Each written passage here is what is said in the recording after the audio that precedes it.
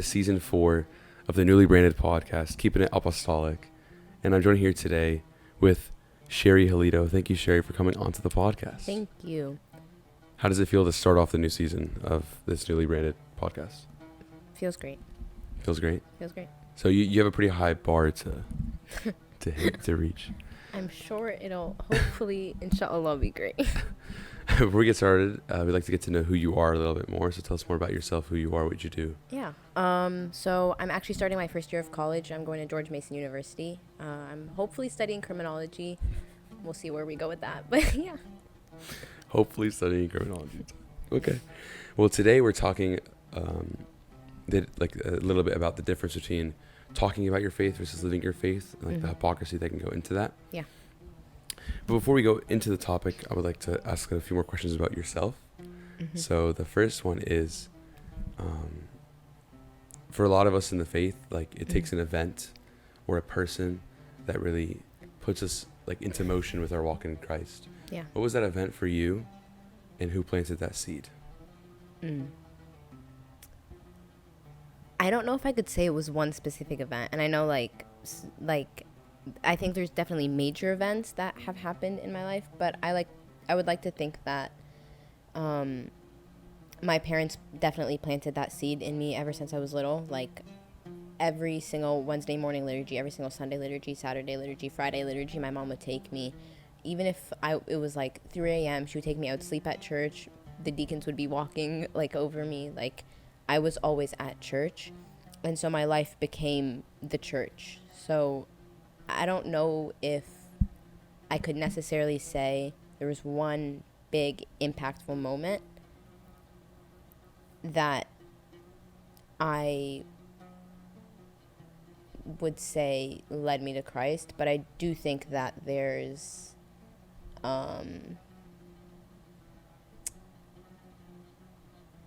definitely seasons of my life that I would say led me closer to Christ and led me closer to understanding who he truly is. Do you feel like a lot of those events happen later in your life, around the past few years versus when you were younger? Yeah, 10 million percent.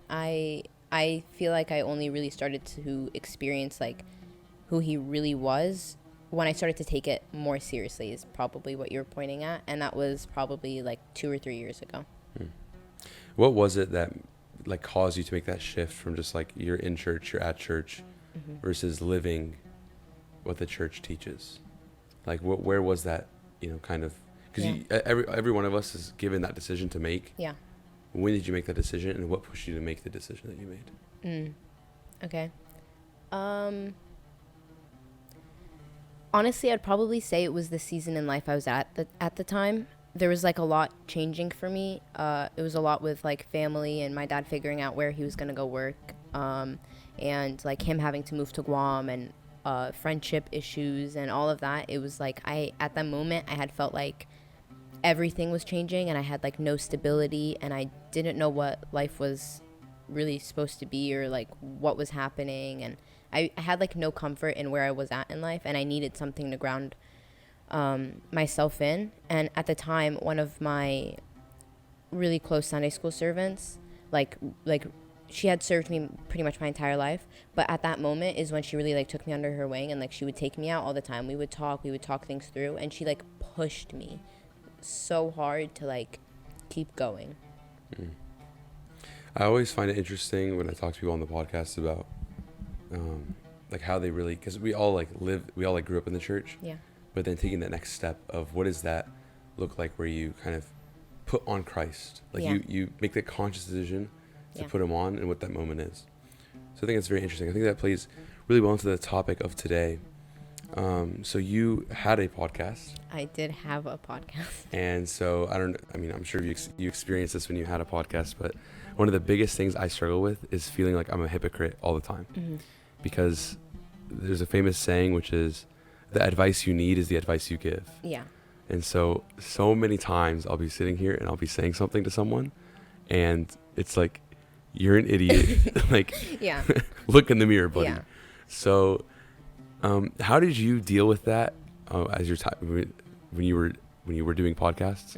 how did you deal with that? And what is some advice for people who are struggling with that? Yeah. So even if you don't have a podcast, honestly, it's something that I think every single Christian struggles with. But looking back when I did have the podcast, at times it felt like I was actually like it felt like that. It was like, why are you being so idiotic? Like, you don't even know what you're saying. Like, you're saying things and like you're not even doing them.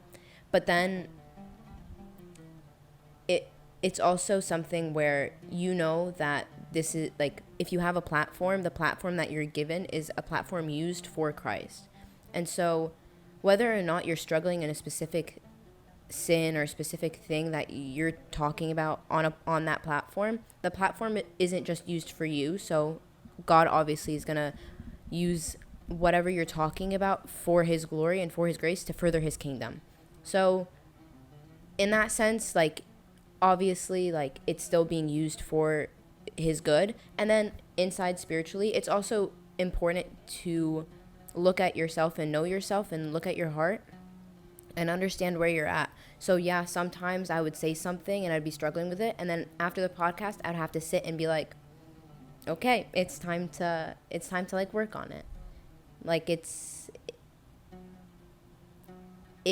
you have a higher calling if you're given a platform, because so many eyes are on you. So if you're going to say something, you're going to have to try at least and do what you're saying. But then at the same time, sometimes when you say something and you have, like, you're not really working at it, it's also a good reminder. Like, when you say something, it's like, okay, like, now that I've said that, I should probably go and do it. It's a very fine line, though, I feel like, between like being a hypocrite, like being like kind of like the Pharisees, Yeah. versus just like you're just someone who's just struggling. Yeah. You know? Yeah. Where is that line, and what do you think differentiates between behavior, like Pharisee-like behavior, versus you're just a sinner just like everyone else and you're just struggling? Pride. I think the root cause of most sins, probably all sins, in the sense that the Pharisees thought they were everything. They thought they were it. They thought they were them. Like, they didn't have ears to hear. Like, it says, like, have ears to hear. That's so important. So when you know you're being a hypocrite is when you're not willing to listen to either, like you said, your own advice, the advice of others around you, like maybe your father of confession or your servants or your friends or like whoever it may be, even like your parents, like whatever it is that if you're not listening or like you're not willing to listen, then you could be on the verge of being a hypocrite. Whereas like if you're struggling, it's just like you're willing to listen, but you're falling. I agree 100%. And I think the thing with hypocrisy that is so difficult is a lot of times, like, we try to label other people as hypocrites. Like, we're always like, that's a hypocrite, they're a hypocrite. Yeah. But then, like, in ourselves, it's like you never want to call yourself something bad. You never want to call yourself a hypocrite. Mm-hmm. And even if you're not a hypocrite, but like you're being a hypocrite in the moment. Yeah. I think a lot of times, like, we like to stay positive as Christians, which is great. We like to use positive language and positive words, but sometimes it's, I think, imperative to be a little bit, not negative, but a little bit more direct and a little bit more firm with yourself specifically. And I think that's one of those things where a lot of times, like, it's hard to kind of grasp that concept. Yeah, no, I agree. I think sometimes it's hard to offer grace for others, but we give it to ourselves tenfold. Like, it's every ounce of grace that you can find, you give to yourself. And it's an issue because, like, obviously, like, everyone needs to give themselves grace, and it's a very important part because you're not better than anyone to, like, think that you don't deserve any of it. But that's the importance of spiritual rules and quiet times and having your alone time to really be able to reflect on what your life is like at the moment. Because if you're not able to sit with yourself and be honest with yourself, which is very hard, I'm not saying it's an easy thing to do, then to be very upfront, you're kind of done for. like you don't know where if you don't know where you're at in life, then you're not going to be able to live life the way that Christ wants you to live it. And I really like the point you made that, it's very easy to give grace to ourselves but not to others. And that leads into my next question, which is about why spreading the faith is so important. And especially this like ties into hypocrisy. A lot of times when we go out and we think of like evangelism, like the word evangelism, when you think about it, you think of people standing on like the street corner with megaphones, like repent now and Christ is coming to destroy you and your family, right? And so a lot of times like that is seen very hypocritically. Why is it important for us to share, especially as Orthodox Christians, for us to spread the true faith? And how can we ensure that we're not hypocritical in our way, in our approach of spreading the faith? I think I have like two things to say about that. One, we're called to do so. The Great Commission, like go and make disciples of all nations, baptizing in the name of the Father, Son, Holy Spirit. We're called to spread the gospel and to make sure that others are really baptized into the faith and are called children of God. And then two, for not being hypocritical, everything is about love. It's so important to have love in everything that you do. I think the problem is sometimes we try, like Paul says, like if you don't have, like you can't give the truth without love. So if you're trying to spread the gospel, but you're not in your actions or in your words or in your thoughts sharing it with love, then you miss the mark. You're not really actually sharing the gospel. You're just sharing some nice words. The gospel is love because Christ is love. What does that look like practically, spreading the gospel in love?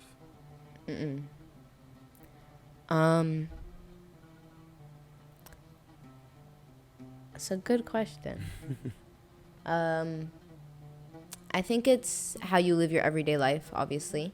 And it's when you look at like the verse that like explains what love is, and it says like love is patient, kind, like all these things. So if we're looking at that verse and we're saying like we're at a street corner, let's say we'll go to the evangelizing part. You're at a street corner, let's say like downtown DC. You're in the street corner. There's a homeless guy and he's like yelling and he's screaming and whatever.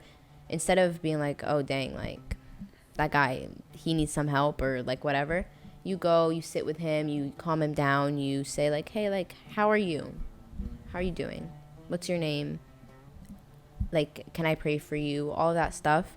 And that's evangelizing. It doesn't need to be extreme.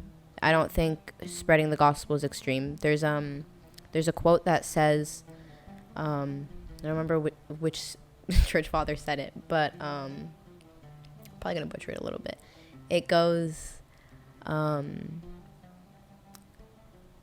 spread like preach Christ in everything, and when you need to do so, like you can use words too. It's your actions, and those actions are like you choose the other person. I don't know if that makes sense, but love is choosing. Like if you are choosing to deny yourself and to choose someone else, that's love. Yeah, like love's not a feeling, love's a choice. Yeah. Because the ultimate example of what love is was a choice for the creator of the universe to come down and be crucified on the cross. Yeah. And I really like the point you made about like it's not about being right. Yeah. Like evangelism is not about the truth. It is about the truth in love. So it's not about like being legalistic or being right or like not at all. getting people's faces and all that. Yeah. And I think a lot of times we lose sight of that, especially when we do like outreach events or evangelism type events. Yeah. And true evangelism is like washing each other's feet. Yeah. Like again, like Christ is obviously the ultimate example. And what Christ does is not like Christ does go and he preaches to the multitudes. Yeah. But he's not yelling at them like, repent now, the kingdom of heaven is at hand. Yeah. The only group he does that to are the hypocrites, are the Pharisees and the scribes. Yeah. Because they know, you know, and so that should be a reminder for us that we are held to a higher standard as people who are born into the faith and who grow up in the Orthodox faith. We have such an advantage and such a higher standard ahead of us because we've been entrusted with this responsibility. Yeah. To continue to spread his love and spread his message. Yeah, 70%. I mean, also, like, think about it logically. Everything that, like, if you love someone, you want to share everything with them. So if I call myself a Christian, I'm supposed to love everybody, like my neighbors. Like, I'm supposed to love, like, everybody. I'm supposed to love the people that, like, spitefully use me, like all like that persecute me. So if that's the truth, how can I not share the gospel with them? And how can I not do that in a loving and kind and Christ-like manner? It reminds me of a Bible study I was at here in DC with Abuna Paul, and it really stuck with me when he said this. He was like, "Do you really love someone if you have like the answer, you have the truth, and you don't do everything in your power to give it to them? Like, you see someone going down a dark path, and you don't do every single thing that you can to bring them back to the truth of Christ." Yeah.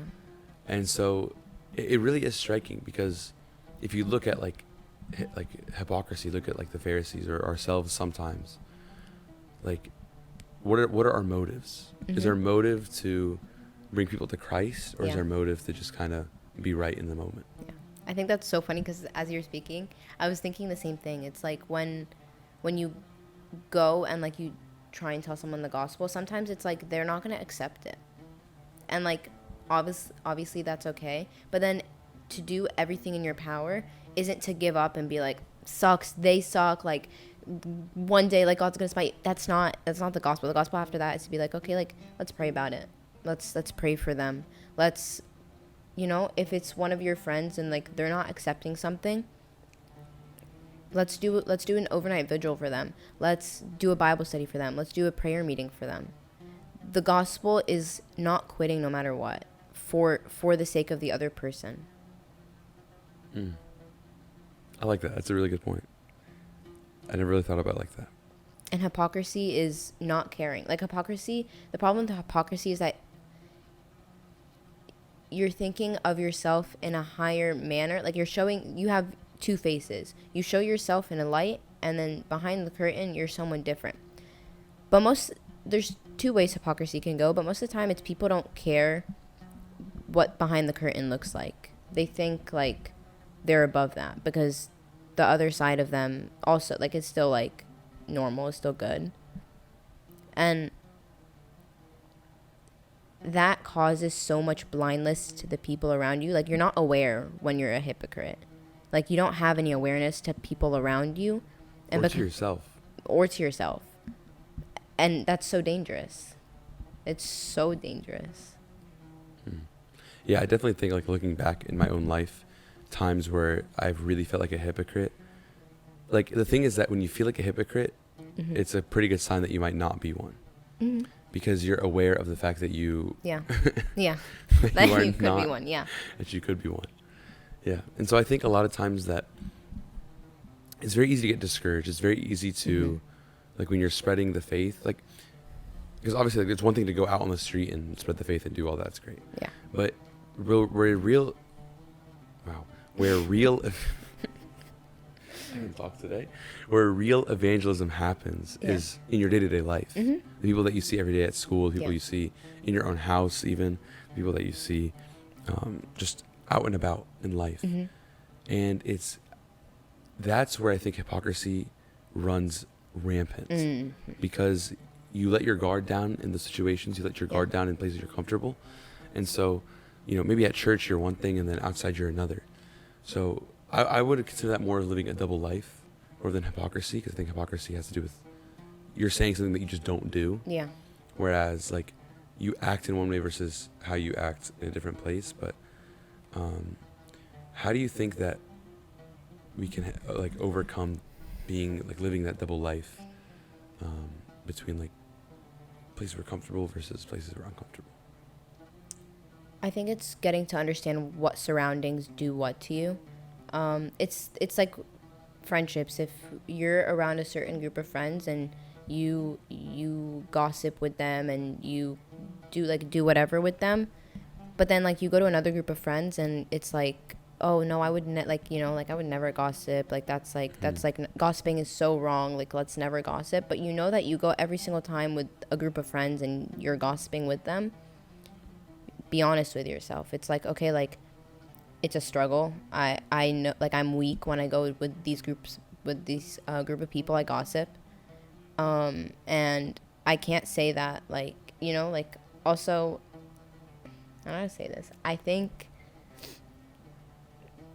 it's important to know the truth, spread the truth, but also act out the truth. So if you're gonna go and, I guess, judge someone, judge yourself first. So I think, I don't know how to say it. I think that's where I'm gonna end off with that. Yeah, I think where you're going is like, when you say things, that's a standard that you should set for yourself. If not even a higher standard than that. Yeah. Like it's not like, a lot of times it's very, very easy for us to judge other people. And if you're going to judge someone by this standard, judge yourself by that same standard. Yeah. Before you judge them by that standard. Yeah. And you shouldn't judge them by that standard anyways. Yeah. But that's a whole other topic. So I wanted to ask a little bit more about like your personal experience having a podcast and maybe dealing with hypocrisy. Yeah. Were there any examples where you really felt like you were a hypocrite? And if so, what did you learn from it?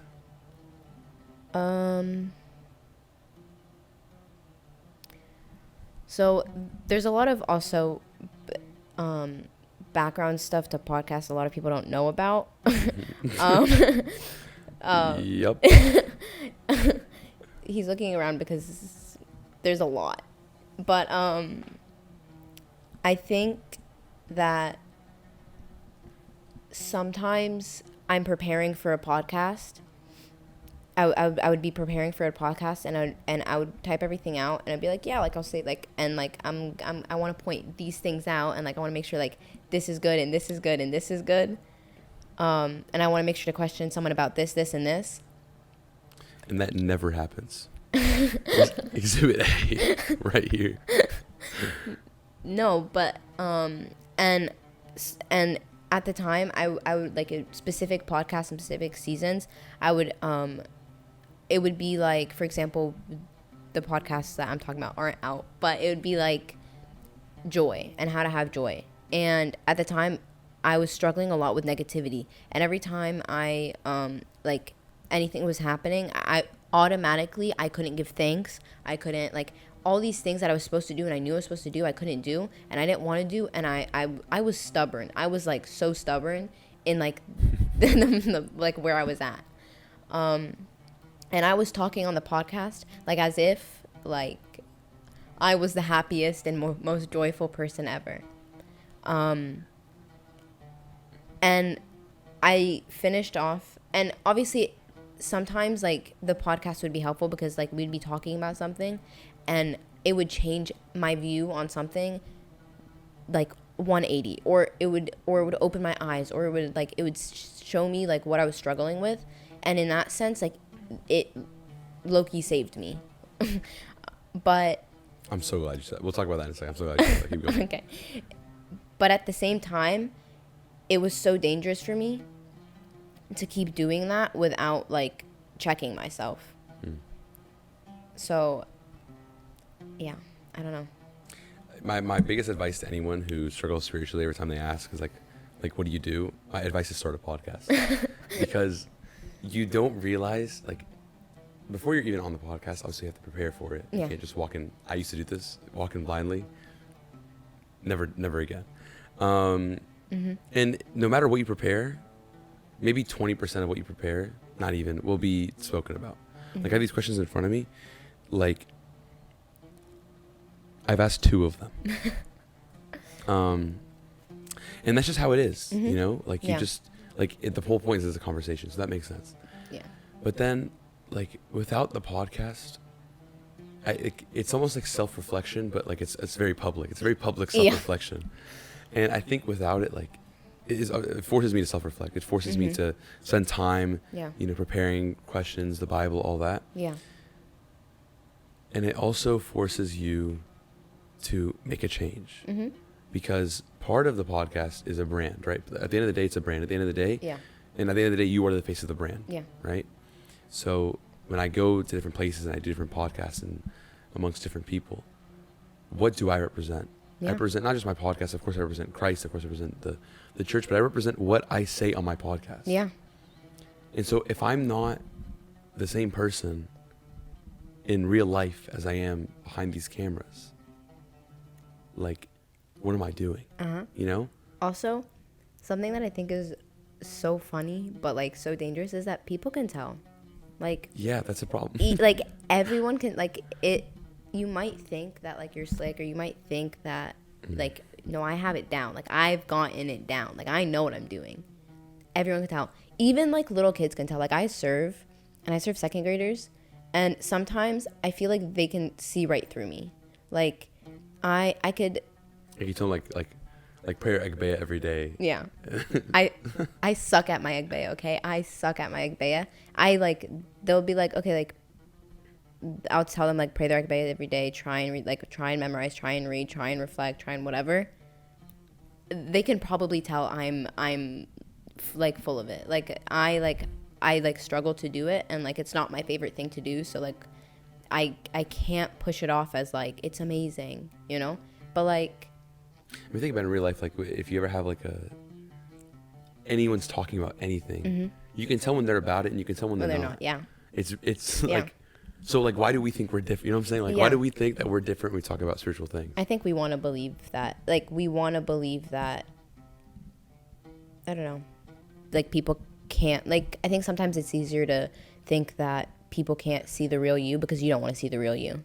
Like, if you don't want to really dig deep inside yourself and be like, there's ugly in there, you don't want to believe that other people can see that ugly.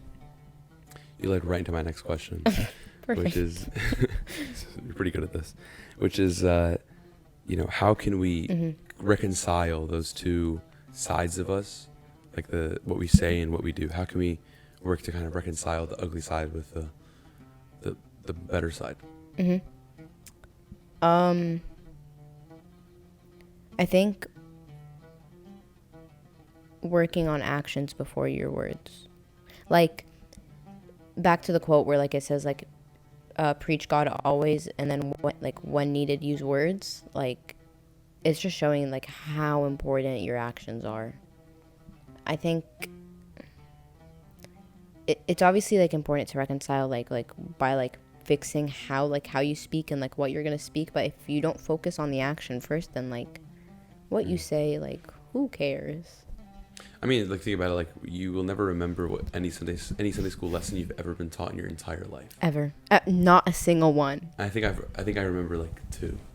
I could probably remember one. I remember two slides off the past 19 years of my life.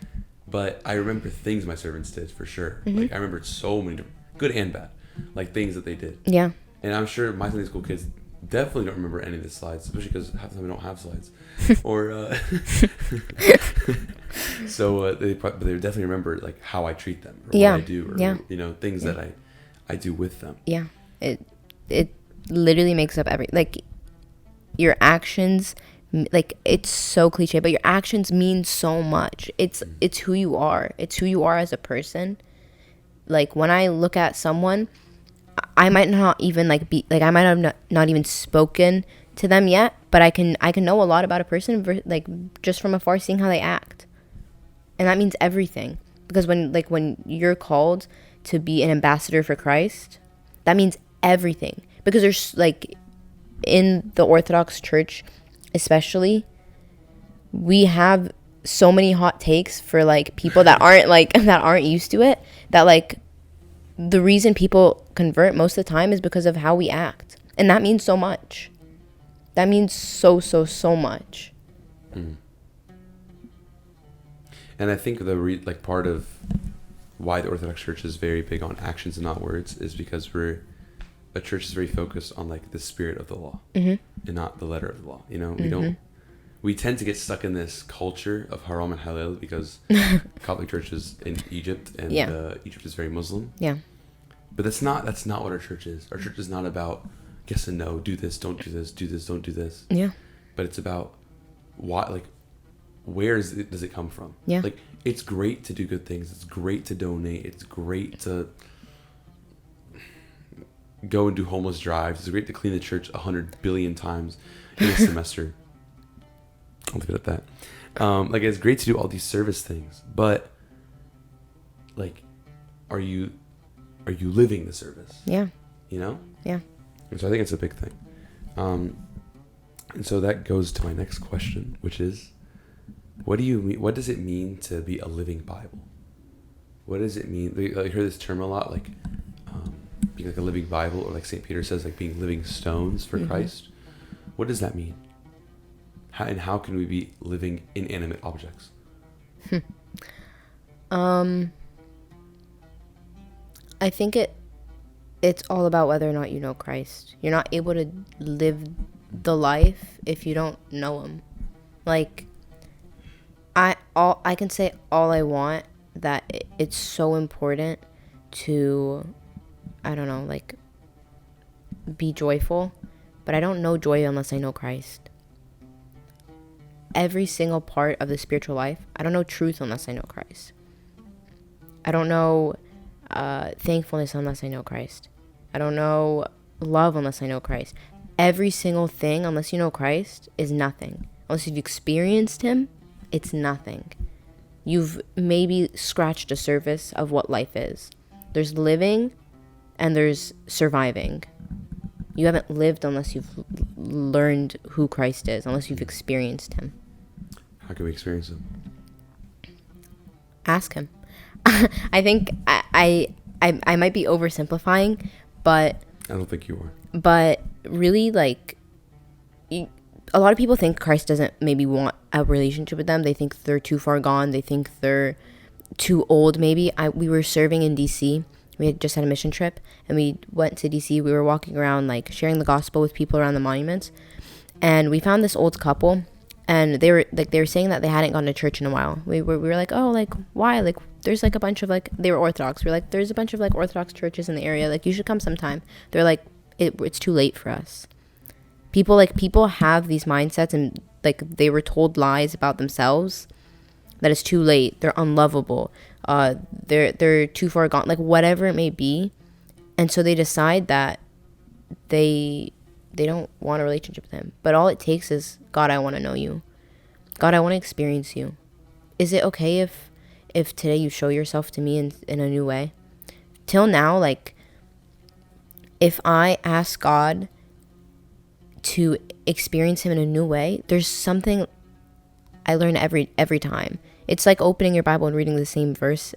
Like, every day you find something new. If you really, like, ask God to show you something, or to learn something about himself, or to really experience him, how could he say no? He wants that for you. He wants to experience life with you. He's your friend, your brother, like, your everything. He wants that for you. So just ask. And then after asking, it takes effort, because the spiritual life isn't easy. But there's dry seasons, there's life happens. So it takes, I don't know, it takes a heart that's willing to go through that, and it takes determination to keep pursuing him and keep asking him. It's not just a one-time thing. There's something I heard, which is about, like, how to hear God's voice. Outside, back in. But it's like hearing God's voice is as if you're in a room like this, and there's just puzzle pieces hidden everywhere in the room. The puzzle pieces are God's voice, or God telling you things. Yeah. You have to go, like, you have to realize that they're puzzle pieces. Yeah. You know, like, you have to go and, like, figure that out and put the pieces together. And I think a lot of times, like, we want the answer on a platter, served to us, like, right in front of our faces. Instant gratification. This is the problem now. Everyone wants now. That's not life. It's not how it was. Like, literally go back, like, 50, 60 years ago. That's not life, guys. Life isn't life isn't supposed to be this easy. That's the problem. Like, the devil, like, played with us, like, and we're stuck now. We're stuck. But, like, make life a little harder for yourself. If you have to I don't know, like maybe instead if you're addicted to one of these, just put it back. Just toss it, or not toss it. Just put it away. Like, put limits. Set yourself limits. I don't make life a little harder. It doesn't have to be like all easy. It's because it's not life. Life isn't easy. And obviously, like, people like have hardships and we experience that differently. But we've made life too distracting, too easy for ourselves. So now, like, we think we know it all. We think we have it all. We think we're like set, we're filled, but we're so empty. I feel like, I don't know. Yeah. I really love that point because I think it's so easy to just go through the motions. Yeah. Especially at people who serve in any capacity within the church. Especially if you're a deacon.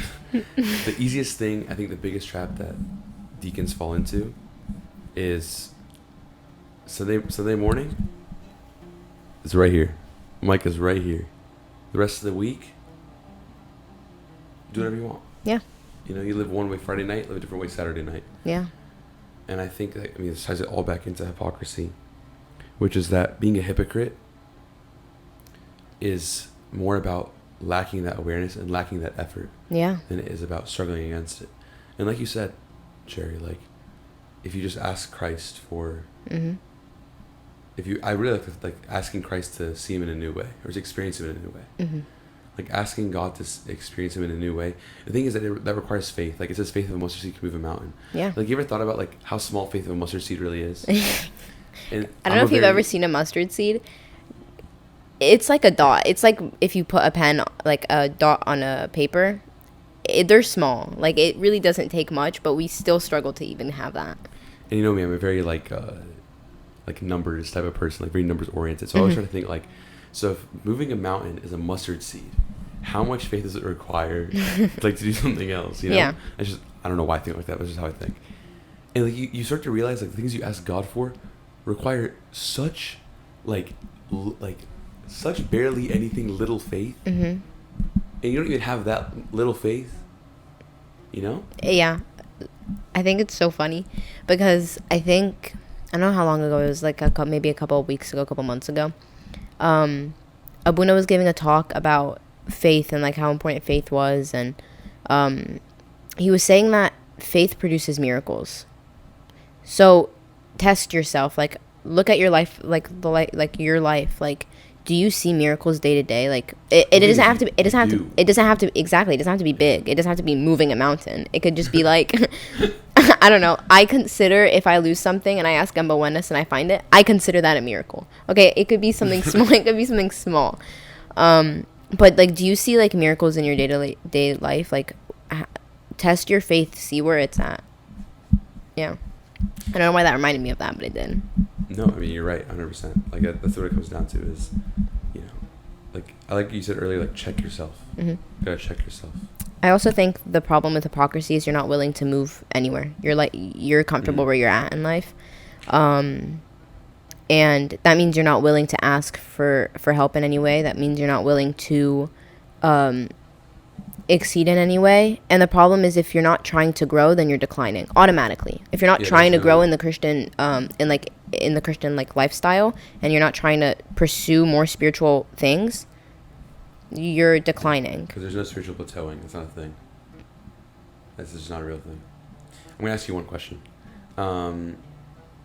There's I forgot what chapter it is, but we'll go with it. The gospel where Christ rebukes the Pharisees. Woe to you, Pharisees. And he calls them a ton of different things. There's always one that sticks out to me the most, that like I feel like when I feel like a hypocrite, I feel like I'm that. I'm gonna ask you, what is yours before I go? What do you think yours is? I don't know. Because I feel like they all have different meanings. Can we pull it up? Yeah, I don't know where it is. I'm a bad Christian. I don't know where it is in the Bible. No, let me look. While you look, I'll say what mine is. Okay. Mine is when he says, "Woe to you, Pharisees and scribes, for you are like whitewashed tombs." You know? Like, you appear so clean and so like beautiful on the outside. Like, think about it. Like, you ever think about like the tombs back then? Like the fact they cut a rock out of a rock, and it's like that big. Yeah. It's kind of like an impressive thing, you know. It's like, oh, you look really impressive on the outside, but like on the inside, you're just full of dead man's bones. Yeah. Like nothing. Like think about how gruesome it is to, like, if you were to open that cave and you look inside and you see dead people's bones. That's what I feel like myself, like I look very impressive on the outside, or I look very impressive on the outside, but like deep down it's like just dead bones. It's actually funny, when I searched it up, I had one already highlighted, and I would agree. It says, and you need to flip your mic. Sorry about that. Okay. It says, "Woe to you, scribes and Pharisees, hypocrites, for you cleanse the outside of the cup and dish, but inside they are full of exhortation and self-indulgence." I think I know that my problem is when I'm being a hypocrite, it's because I'm like, I'm focusing on myself too much, or I'm not focused, like, or I'm being too prideful in my way. And I think obviously hypocrisy takes a lot of pride, but I think I know that's my main issue when I'm being a hypocrite, is I'm not willing to listen to. Yeah, I'm too stubborn. I'm a very stubborn person, so if I'm set in my way, I'm set in my way, and that's something that, like, is so dangerous that, like, we have to break down. It's just the truth. That's funny. Small wolf. All right, I have a couple concluding questions. Is there anything you want to say before we wrap this up? Not that I can think of. Yeah, that was a bad question. All right, so the last thing I'm going to ask you is more of, you'll see. Okay. What are some practical steps? Because I feel like a lot of times, like you said earlier somewhere, hypocrisy, it's almost like you're stuck. A lot of people feel stuck. Yeah. And they feel like they can't do anything, and they feel like they're just like, this is just how I'm going to be. Yeah. And that's what it is. So what are some practical steps to get out of that rut? Get out of that, as you guys say up here in the north, a funk. So I actually don't know who says that. Oh, okay. Well, we don't have to name drop, but yeah. Virginians say funk. I'm actually a Virginian. I have never said funk in my life. I just said it. Okay. Sorry, what was the question? What are practical steps that people can... Oh, okay. Yeah. Not feel unstuck. Okay, Speaking of funks. We're so, because God gave us a community and gave us church, I think that's the best way. The people you surround yourself with, the people that you go to ask for help, like, guys, mentorship is really important. Find someone to mentor you. Find a father of confession that can be real with you. And just mentors in general. Yeah. Find friends that are willing to push you. All these things are just important to feel unstuck, because the moments I know I feel stuck is when I'm in my own head, or is when I'm overthinking the most, or because the devil likes to play with loneliness. So and it's normal to be alone and have seasons of loneliness, but you have to seek out help, because sadly we live in a very selfish society, so most people are thinking of themselves. So if you have to ask for help, and that's okay. Asking for help is normal. Yeah. Thank you, Sherry, for coming onto the podcast. Thank you. And starting off season 4 of Keeping It Apostolic. Thank you. And thank you guys for watching. Make sure to like, comment, subscribe, turn on post notifications, and see you guys next week. Thank you.